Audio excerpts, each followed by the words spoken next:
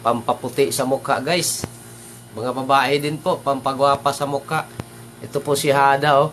Product sa IK in Life International guys. Napakaganda gamitin guys. Tingnan mo yung mukha ko oh. Ito yung ginagamit ko, si Hada guys.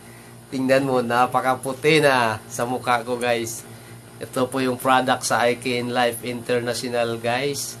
Mga babae, order na kayo mga babae. Ito si Hada oh. Cream po to. Pampaputi sa mukha. Napaka nindot kay gamiton para sa naong. Tingnan mo naong ko oh. Ito yung ginamit ko, Hada cream. Tingnan mo.